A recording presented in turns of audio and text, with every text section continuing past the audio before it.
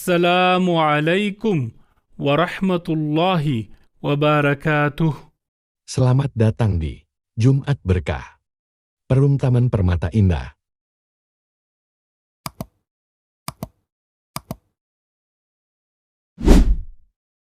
Sedekah ya sedekah, biar hartamu berkah. Allah Maha Pemurah, pasti akan ditambah.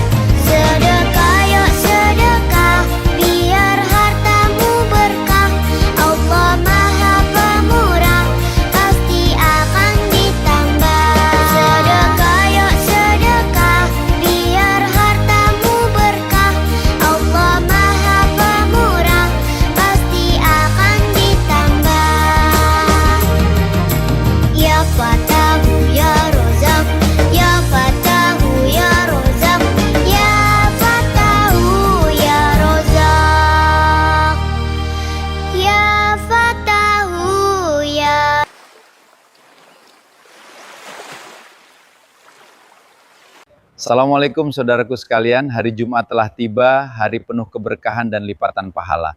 Mari kita jemput berkah hari ini dengan bersedekah. Sedikit rezeki kita sangat berarti bagi mereka yang membutuhkan. Sohibul Hajat, Jumat Berkah, 14 Agustus tahun 2026.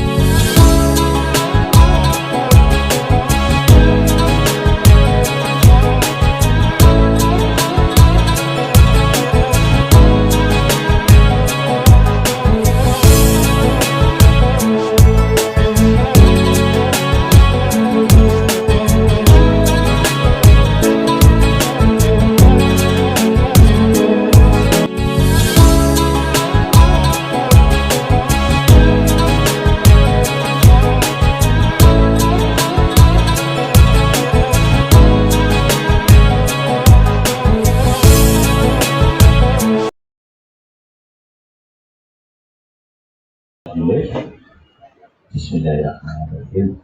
Assalamualaikum warahmatullahi wabarakatuh. Alhamdulillah, pagi yang cerah ini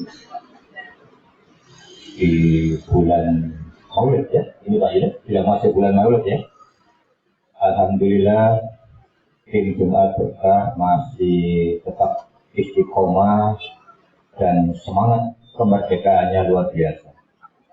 Saya menyampaikan terima kasih kepada tim Jumat Berkah yang tak henti-hentinya menyiapkan kegiatan rutin Jumat Berkah. Yang kedua, Pak Ustadz Yunus, kami mohon bantuan doa untuk para dermawan khususnya dan para teman-teman yang lain, mendoakan supaya rezekinya dilancarkan, yang paling penting sehat-sehatnya itu Pak Yunus ya. Khususnya pada hari Jumat ini, Bapak Profesor Hamzah, Bapak Profesor Teddy Chandra, Pak Hari, anggota baru kita Pak Yunus dari S2. Mudah-mudahan di internal kita bisa menular ya Pak Yunus ya. Dan teman-teman lain, para dermawan yang ada di Sumatera maupun di lingkungan TPI. Semoga amal ibadah Bapak Ibu para dermawan sebagai bekal kita ya Pak Yunus ya. Terakhir, menu kegiatan Jumat hari ini adalah nasi rawon Pak Yunus. Mungkin itu yang kami sampaikan, kurang lebihnya kami mohon maaf. Assalamualaikum warahmatullahi wabarakatuh. Monggo Pak Yunus.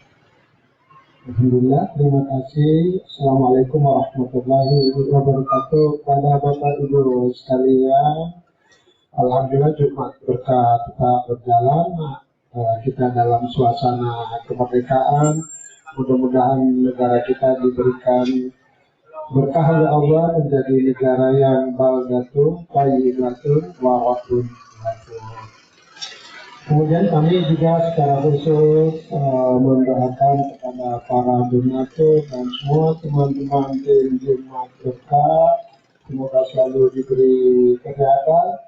Allahumma afini fi badani, sehat badannya. Allahumma afini fi sam'i, sehat pendengarannya. Allahumma afini fi basari, juga penglihatannya. Maka kita berdoa. A'udzubillahi minasyaitonirrajim. Bismillahirrahmanirrahim. Allahumma shalli ala Muhammad wa ala ali Muhammad, walhamdulillahi rabbil alamin.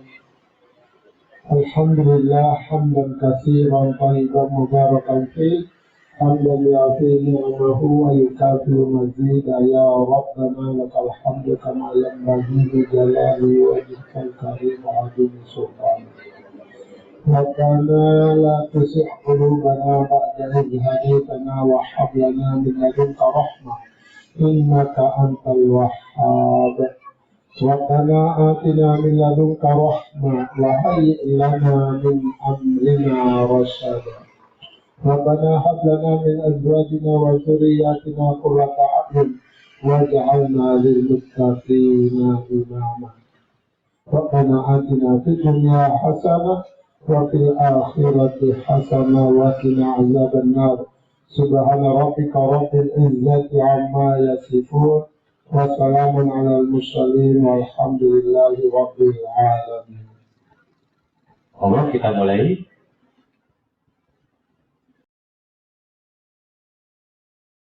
Video pembelajaran.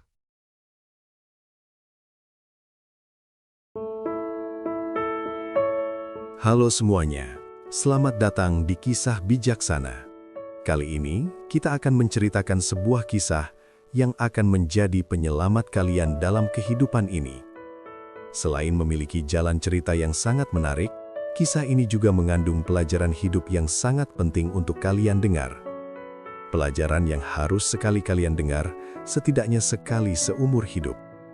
Maka dari itu, simaklah kisah ini sampai akhir, agar pesan di dalamnya bisa kita pahami dengan baik.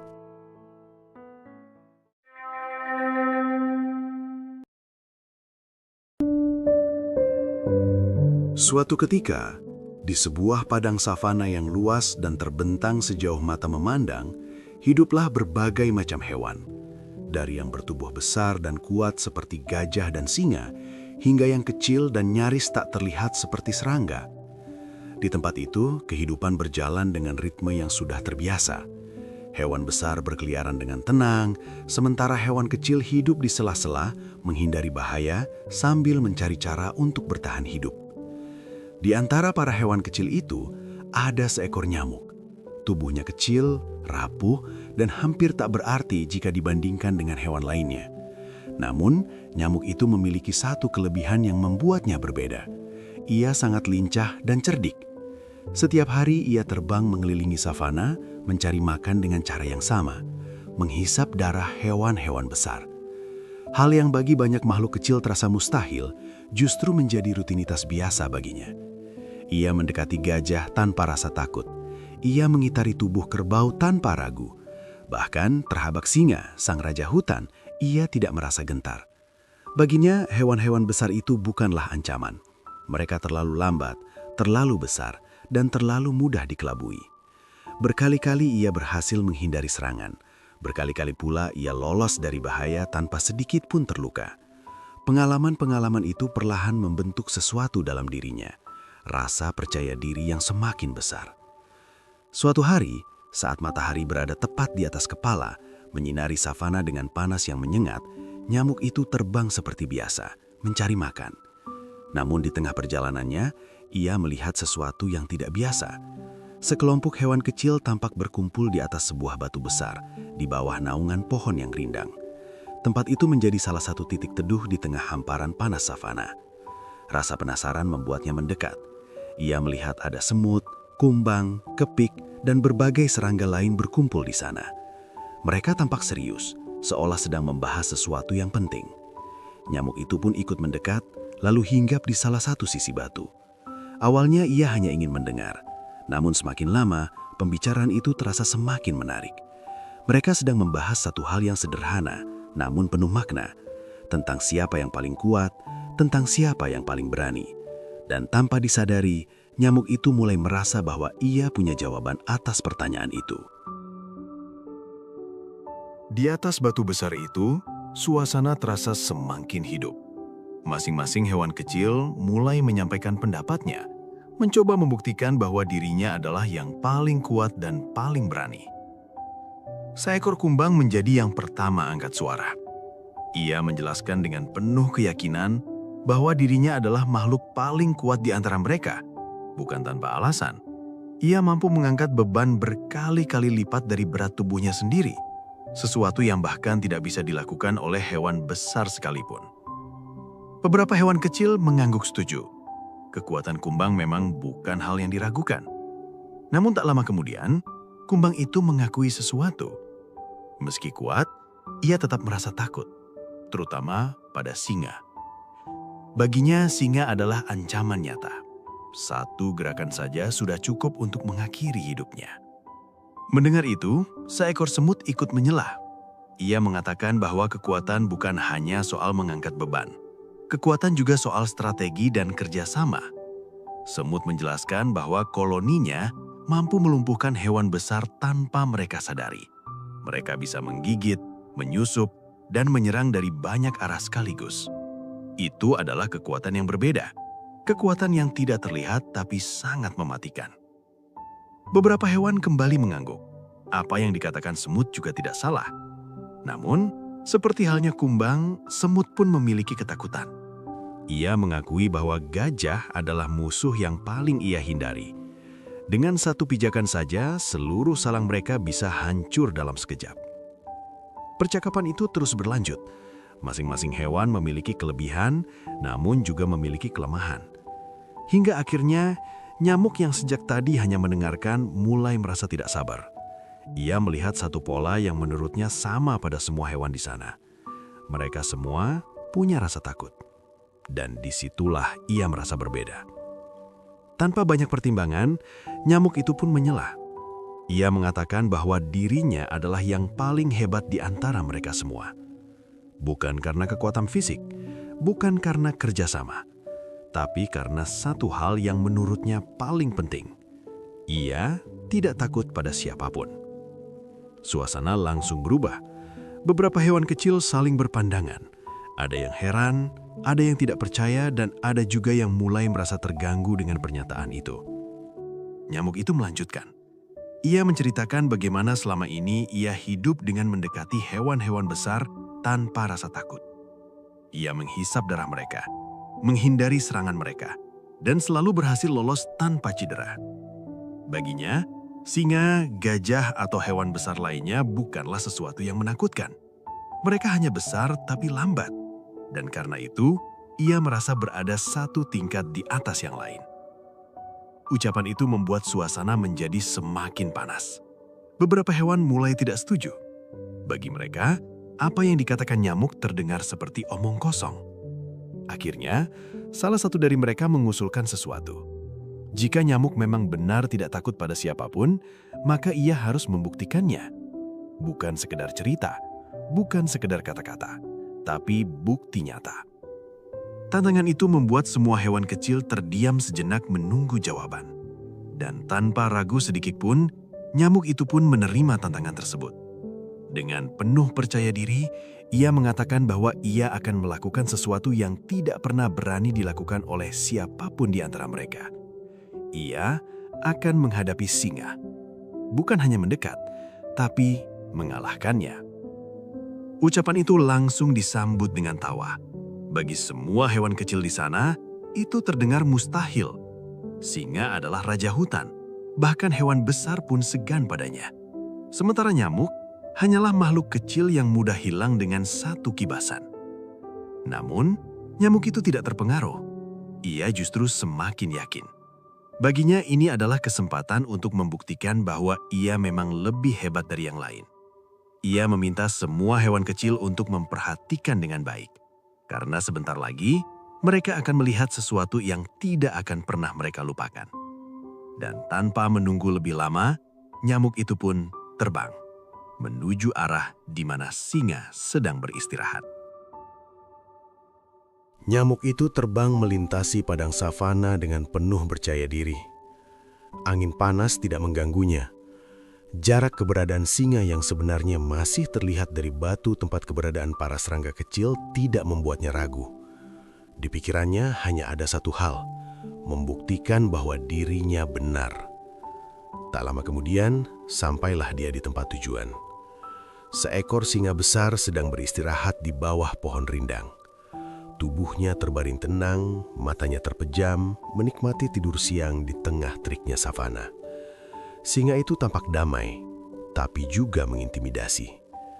Bahkan dari kejauhan, aura kekuatannya terasa. Di sisi lain, para hewan kecil yang tadi berkumpul kini memperhatikan dari jauh. Mereka tidak berani mendekat, hanya mengamati dengan perasaan tegang. Sebagian dari mereka mulai merasa khawatir. Apa yang akan dilakukan nyamuk itu benar-benar berbahaya. Namun, nyamuk tidak berpikir demikian. Ia mendekat perlahan, lalu mulai berputar di sekitar kepala singa. Awalnya, ia hanya mengamati, mencari momen yang tepat. Lalu, tanpa peringatan, ia mulai bergerak. Ia terbang mendekati telinga singa dan mengeluarkan dengungan halus. Bzzz. Suara kecil itu mungkin terdengar sepele, namun bagi singa yang sedang tidur, itu cukup untuk mengganggu.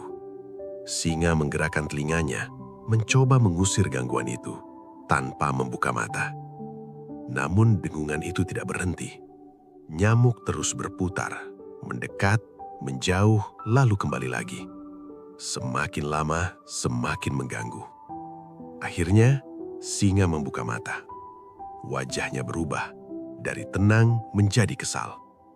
Ia mulai mengibaskan cakarnya ke udara, mencoba menangkap sumber gangguan itu. Namun, tentu saja, nyamuk terlalu kecil dan terlalu cepat. Setiap kali cakar singa bergerak, nyamuk sudah lebih dulu menghindar. Serangan demi serangan selalu meleset. Nyamuk tidak berhenti. Ia justru semakin berani. Ia terbang lebih dekat, bahkan sesekali hinggap sebentar di tubuh singa, lalu pergi lagi sebelum sempat tertangkap. Singa mulai benar-benar marah. Ia bangkit dari tempatnya. Tubuh besarnya kini berdiri tegak, matanya fokus mencari si pengganggu kecil. Sementara itu, dari kejauhan, para hewan kecil mulai merasakan ketegangan yang nyata. Ini bukan lagi sekedar permainan. Ini sudah menjadi pertarungan. Dan sesuatu yang tidak terduga pun terjadi. Alih-alih menjauh, nyamuk justru semakin menantang. Ia terbang tepat di depan wajah singa, lalu hinggap di hidungnya. Sebuah tindakan yang berani, atau mungkin terlalu nekat. Singa tidak tinggal diam. Dengan refleks cepat, ia mengayunkan cakarnya ke arah hidungnya sendiri, berusaha menghancurkan nyamuk itu. Namun, serangan itu gagal. Nyamuk berhasil terbang sesaat sebelum cakar itu mengenai sasaran. Dan yang terjadi justru sebaliknya. Cakar singa melukai wajahnya sendiri. Rasa sakit itu membuat singa semakin kehilangan kendali. Ia mengaum keras, lalu mulai menyerang dengan membabi buta. Cakar dan giginya bergerak ke segala arah, mencoba menangkap sesuatu yang nyaris tak terlihat. Namun nyamuk tetap sulit disentuh. Ia bergerak lincah, berputar di udara, menghindari setiap serangan dengan mudah. Kadang ia hinggap di batu, lalu pergi. Kadang ia mendekat ke batang pohon, lalu menghilang lagi. Singa terus menyerang, namun semakin ia mencoba, semakin ia kehilangan arah. Serangannya tidak lagi terkontrol. Cakarnya menghantam batu, giginya menghantam batang pohon, dan setiap serangan yang gagal justru melukai dirinya sendiri. Waktu terus berjalan, tenaga singa mulai terkuras. Sementara nyamuk masih terus bergerak tanpa lelah. Dari kejauhan, para hewan kecil hanya bisa terdiam. Mereka menyaksikan sesuatu yang sebelumnya tidak pernah mereka bayangkan. Seekor makhluk kecil mampu membuat raja hutan kewalahan. Dan perlahan, keadaan mulai berubah. Singa yang tadinya penuh kekuatan, kini mulai terlihat lemah. Pertarungan itu akhirnya mencapai titik akhirnya. Singa yang tadi penuh amarah kini mulai kehabisan tenaga. Nafasnya terengah-engah, tubuhnya penuh luka akibat serangannya sendiri. Cakar dan giginya yang tajam kini justru menjadi sumber penderitaan. Ia berhenti. Matanya masih mencari, tapi tubuhnya tidak lagi mampu mengikuti. Sementara itu, nyamuk masih terbang dengan tenang di udara. Tanpa luka, tanpa goresan, seolah tidak terjadi apa-apa. Beberapa saat kemudian, singa benar-benar menyerah. Ia menundukkan tubuhnya, mencoba memulihkan diri, tak lagi mengejar makhluk kecil yang membuatnya kewalahan. Dan disitulah pertarungan berakhir.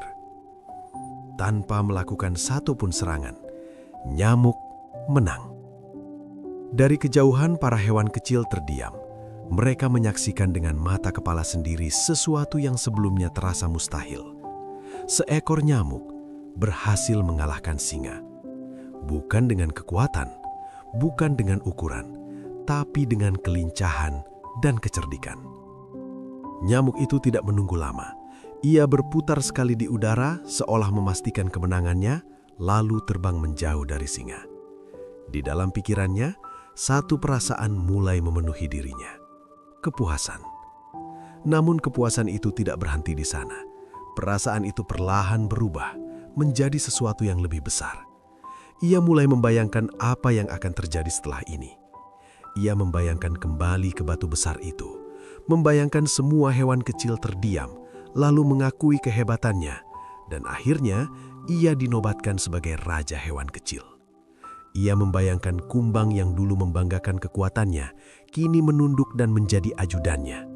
Ia membayangkan koloni semut yang merasa hebat dengan kerjasamanya, kini berdiri di belakangnya sebagai prajurit. Ia bahkan membayangkan dirinya duduk santai di atas batu besar itu, sebagai raja, sebagai yang paling hebat di antara semua. Tak perlu lagi bersusah payah mencari makan, semua akan datang kepadanya, semua akan melayaninya. Pikiran-pikiran itu membuatnya semakin tenggelam dalam rasa bangga. Tanpa ia sadari, fokusnya mulai hilang. Perhatiannya tidak lagi tertuju pada sekitarnya. Ia terbang, tapi tidak benar-benar melihat kemana ia pergi. Dan di saat itulah, sesuatu terjadi. Gerakannya tiba-tiba terhenti. Sayapnya masih berusaha mengepak, namun tubuhnya tidak bergerak maju. Ia mencoba melepaskan diri, tapi semakin ia berusaha, semakin ia terjebak. Nyamuk itu mulai panik. Ia melihat sekelilingnya dan akhirnya menyadari apa yang terjadi. Ia terjebak dalam jaring laba-laba. Tubuhnya kini terjerat benang-benang tipis yang nyaris tak terlihat. Dan semakin ia bergerak, semakin kuat jeratannya. Rasa percaya diri yang tadi memenuhi dirinya seketika hilang, berganti dengan ketakutan. Namun semuanya sudah terlambat. Dari sudut jaring, seekor laba-laba perlahan mendekat. Tenang, pasti, tanpa tergesa. Nyamuk itu mencoba melawan. Namun seperti saat menghadapi singa, kali ini ia tidak punya ruang untuk bergerak. Tidak ada celah untuk menghindar, tidak ada kesempatan kedua. Dalam waktu singkat, segalanya berakhir. Makhluk kecil yang baru saja mengalahkan raja hutan, kini mati tanpa perlawanan. Bukan karena kekuatan lawannya, tapi karena kelengahannya sendiri.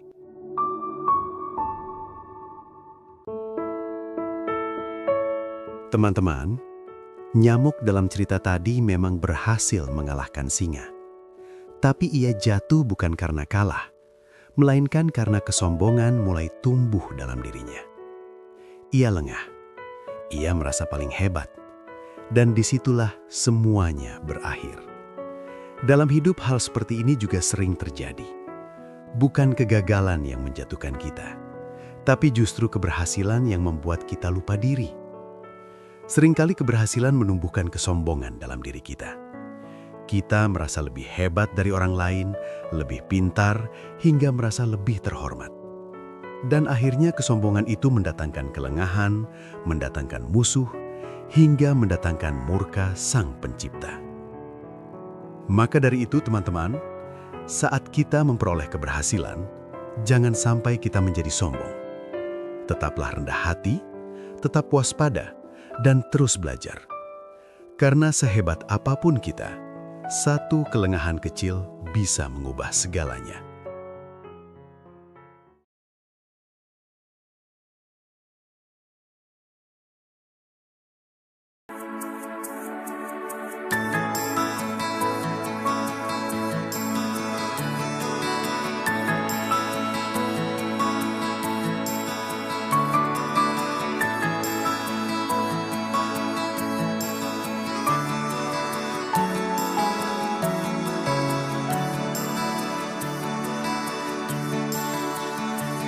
Alangkah indah orang bersedekah, dekat dengan Allah, dekat dengan surga.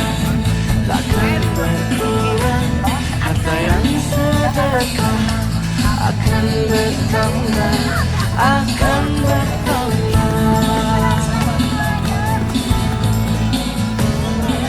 Allah Maha Kaya yang Maha Pemurah, yang akan mengganti dan membalasnya. Allah Maha Kuasa yang Maha Perkasa, semoga akan membalas surga. Oh indahnya saling berbagi, saling memberi karena Allah. Oh indahnya saling menjaga, saling mengasihi karena Allah.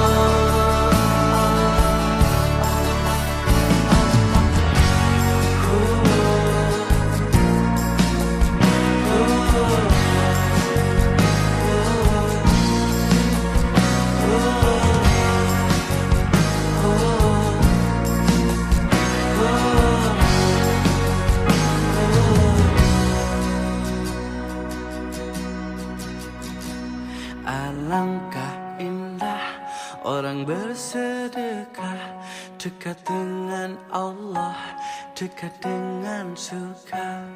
Takkan berkurang harta yang sedekah, akan bertambah, akan bertambah. Oh indahnya saling berbagi,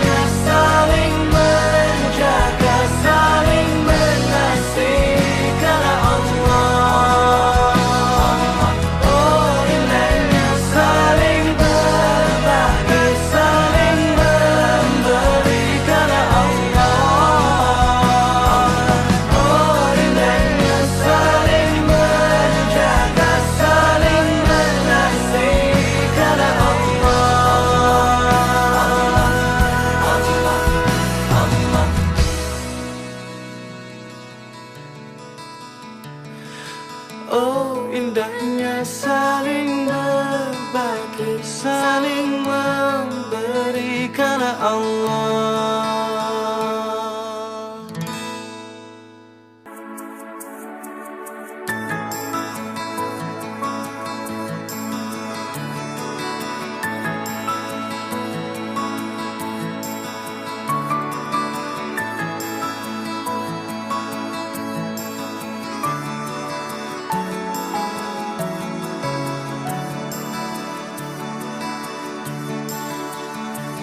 Alangkah indah orang bersedekah, dekat dengan Allah, dekat dengan surga.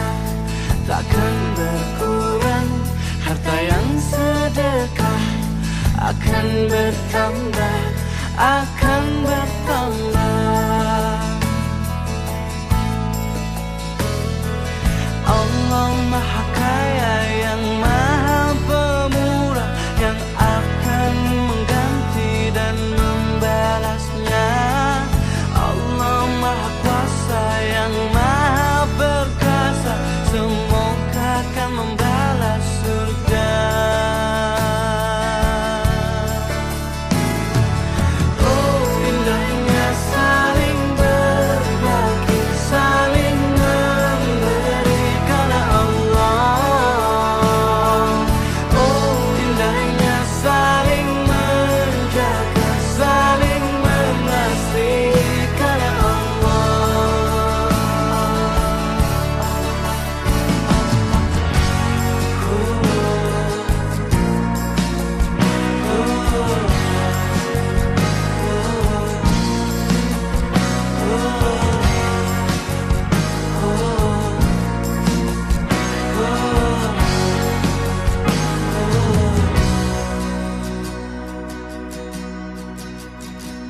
Alangkah indah orang bersedekah, dekat dengan Allah, dekat dengan.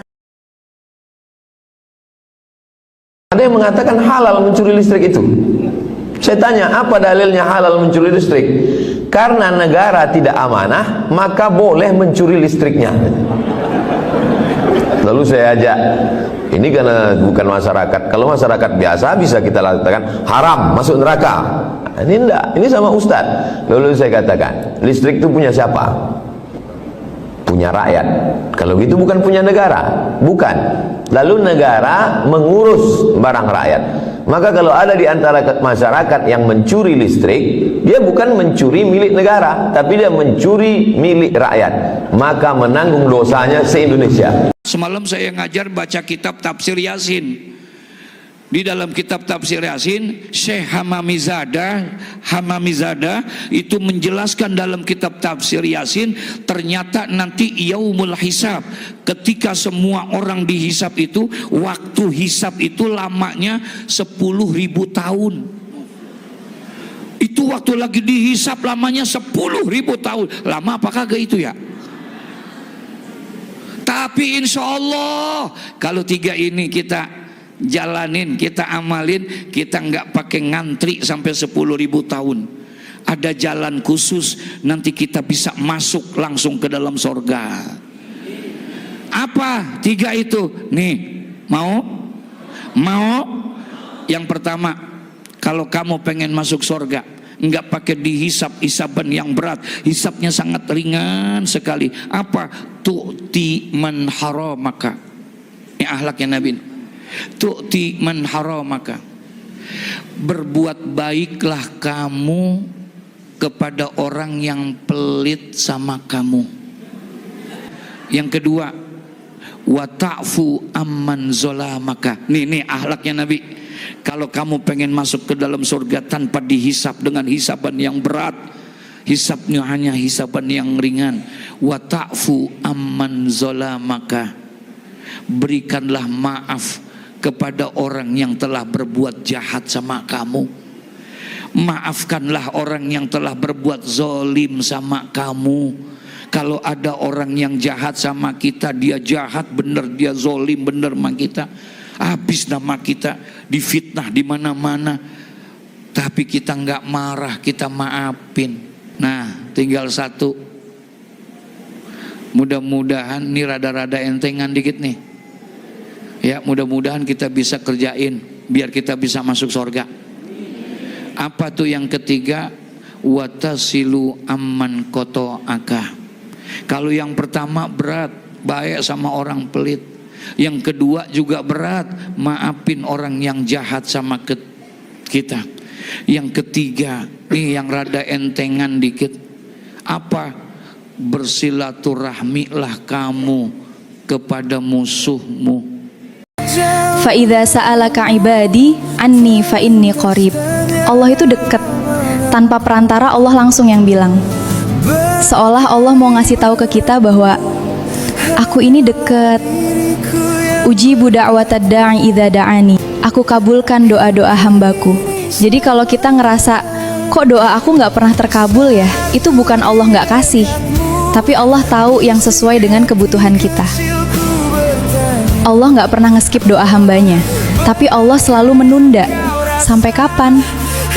Sampai dia siap menerimanya.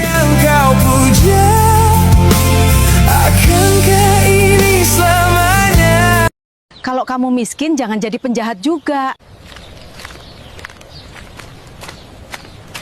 Bu, beli.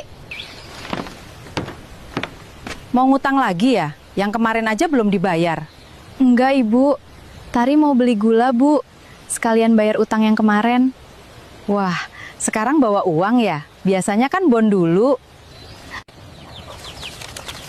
Nah, kalau sudah ada uang, langsung dibayar. Jangan ditunda-tunda lagi. Kamu yang mengambil HP Ibu.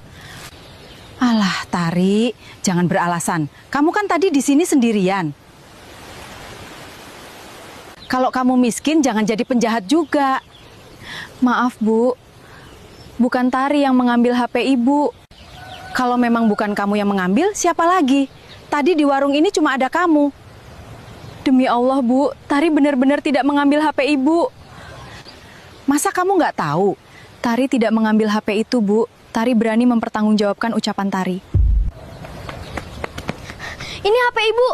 Tadi aku minjem sebentar buat lihat video. Tari, Ibu sudah terburu-buru menuduhmu tanpa mencari tahu yang sebenarnya. Ibu benar-benar menyesal. Baik, Bu. Sahabat, jangan mudah berprasangka buruk atau menuduh seseorang tanpa bukti, karena itu bisa melukai hati orang lain. Sahabat, semoga kita semua dijauhkan dari sifat-sifat tercela. Semoga Allah selalu membimbing kita untuk bersikap adil dan menjaga lisan kita. Banyak sekali istri yang nggak sadar, dosa terbesar itu sering datang dari cara kita memperlakukan suami kita. Mau tahu nggak, antara suami dan istri, siapa sih yang paling banyak sering jatuh ke dalam dosa? Bukan berarti suami itu selalu benar, Bunda. Tapi kalau kita mau jujur, di dalam rumah tangga itu, istri seringkali tergelincir pada dosa kepada suaminya. Dan itu bukan pendapat saya, Bunda. Tapi sudah jelas disebut oleh Rasulullah bahwasanya kebanyakan penghuni neraka itu adalah wanita yang kufur nikmat terhadap suaminya. Sudah pernah dengar kan?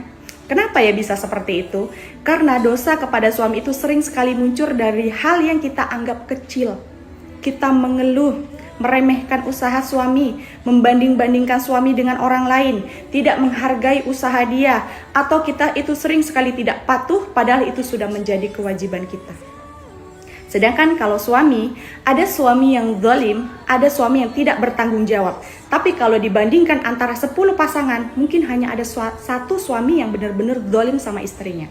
Tapi kalau dosa istri kepada suami, bisa ada 9 dari 10 karena kufur nikmat itu terjadi setiap hari dan sering sekali tidak kita sadari. Bunda-bunda, bukan berarti kita ini harus membenarkan semua perlakuan suami. Bukan. Tapi kita harus sadar bahwa ketaatan kita kepada suami itu adalah ibadah. Dan menghargai suami itu bukan merendahkan diri kita, tetapi menjaga keberkahan di dalam rumah tangga kita. Kalau suami salah, kita ingatkan dengan lembut. Kalau suami sudah berusaha meskipun dia tidak sempurna, jangan sampai kita kufur nikmat. Semoga Allah menjaga rumah tangga kita, menjaga hati kita, dan menjauhkan kita dari dosa-dosa kecil yang tidak terasa, tapi dihitung besar di hadapan Allah. Barakallahu fiik. Sehat itu nikmat terbesar dari Allah. Terima kasih Bu Dokter. Semoga Allah memberi kesehatan untuk semuanya. Terima kasih Nak Ridho. Alhamdulillah, saling membantu membuat pekerjaan lebih ringan.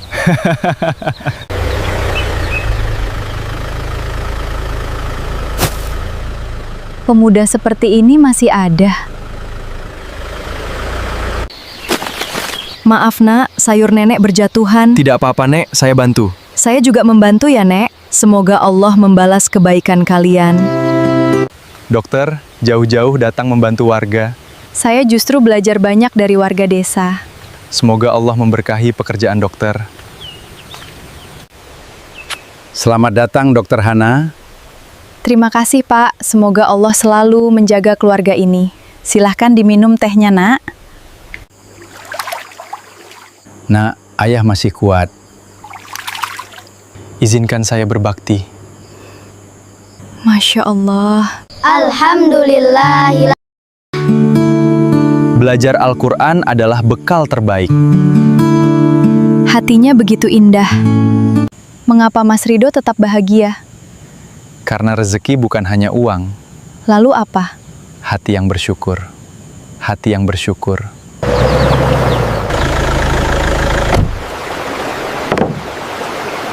Pemuda ini luar biasa. Apa yang paling kau inginkan? Ridho Allah. Jawaban itu sudah cukup. Kami datang membawa niat baik. Alhamdulillah.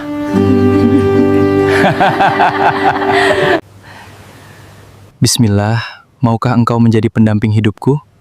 Insya Allah saya menerima. Sah. Alhamdulillah. Harta terbaik adalah yang bermanfaat. Semoga semua ini menjadi amal jariah. Amin. Semoga Allah selalu memberkahi keluarga kalian. Alhamdulillahirabbil alamin. Dengerin nih. Seharusnya para mubalik sebelum ceramah nyimak ini deh. Sekarang ceramah kalau nggak 20 juta atau 50 juta nggak berangkat. Padahal di surah Yasin udah jelas dikatakan, Ittabi'ul man la yas'alukum ajron wa hum muhtadun. Ikutilah orang yang tidak meminta imbalan kepadamu. Dan mereka adalah orang-orang yang mendapat petunjuk. Tulis pendapat kalian di komentar dan bagikan jika kalian setuju kebenaran disuarakan. Huwallahu a'lam bishawab. Sahabat yang dimuliakan Allah, mungkin kita terlalu jarang membahagiakan orang tua kita. Hari ini kita terlalu sibuk dengan teman-teman grup WhatsApp di luaran sana.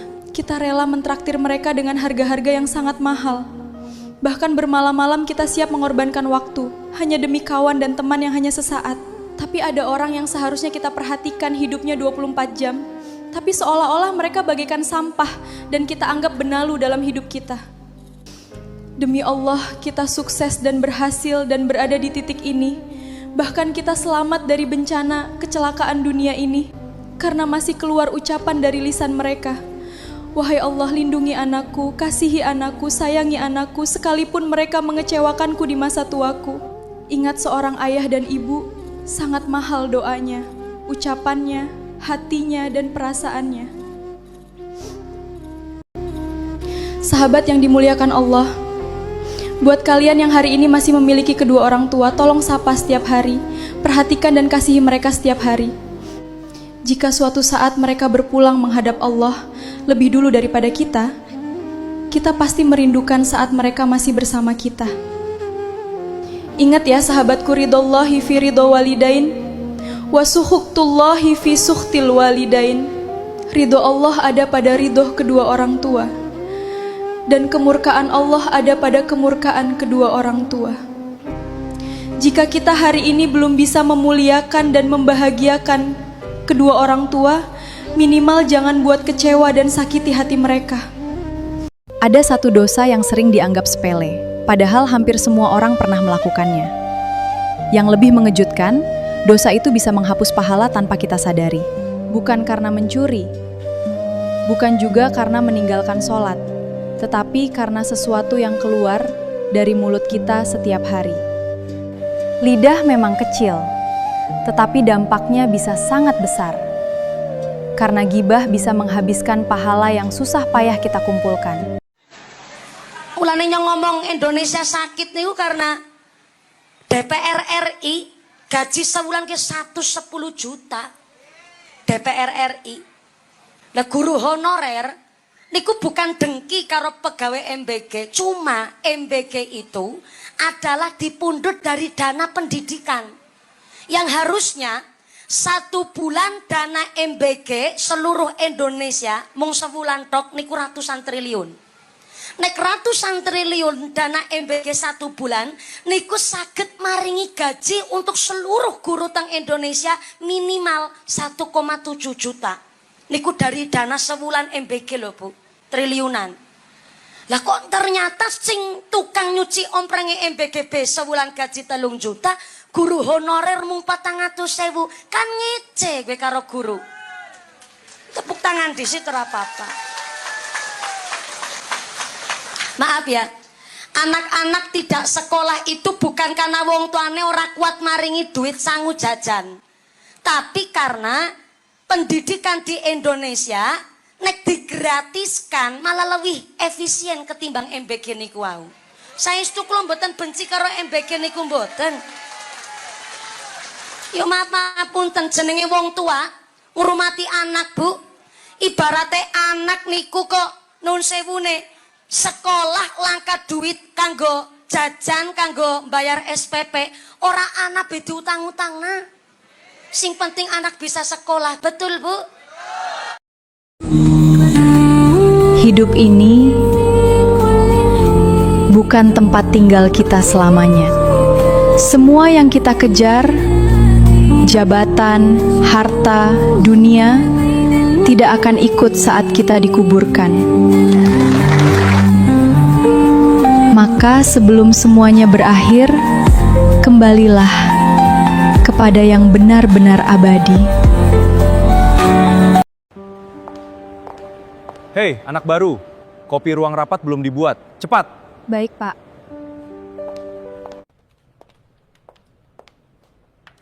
Kasian, masuk langsung disuruh-suruh. Diam aja lagi, nggak berani nolak. Taruh kopinya, lalu keluar. Rapat ini bukan untuk orang sepertimu. Baik, Pak.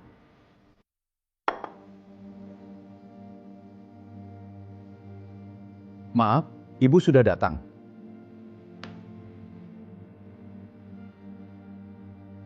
Selamat datang Bu CEO. Semua sudah menunggu Ibu.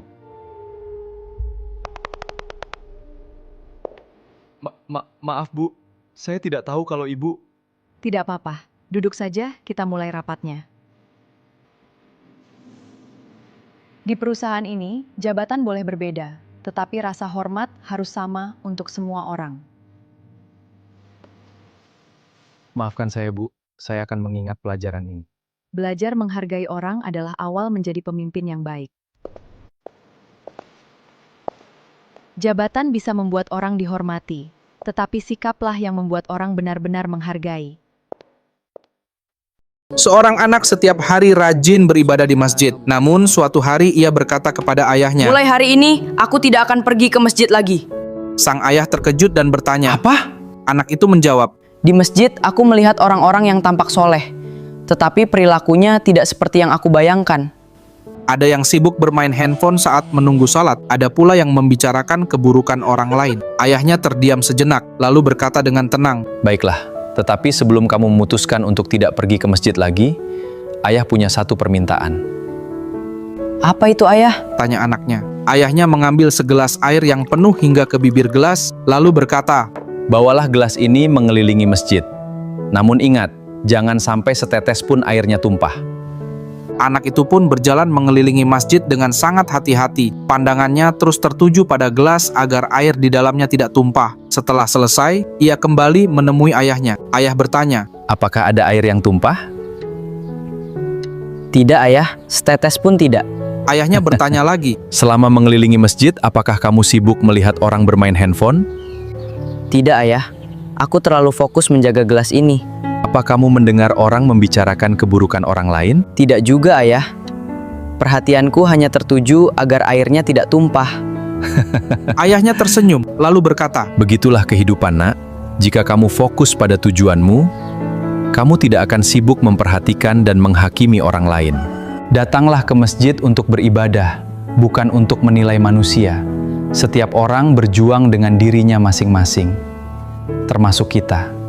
Pesan moral, fokuslah memperbaiki diri sendiri daripada sibuk mencari kesalahan orang lain. Jadi untuk melihat laki-laki itu baik atau tidak buat dia marah.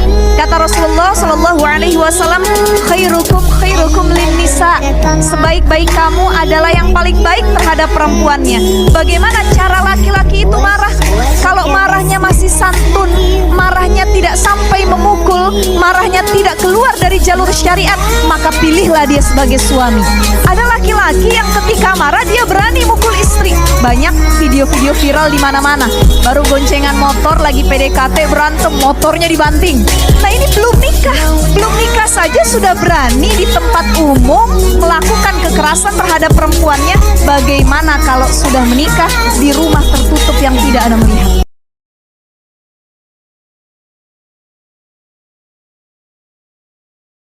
As-salatu 'alan nabi wa salamu 'alar rasul asy-syafi'il abtahi wa Muhammad Arabi. As-salatu 'alan nabi wa salamu 'alar rasul asy-syafi'il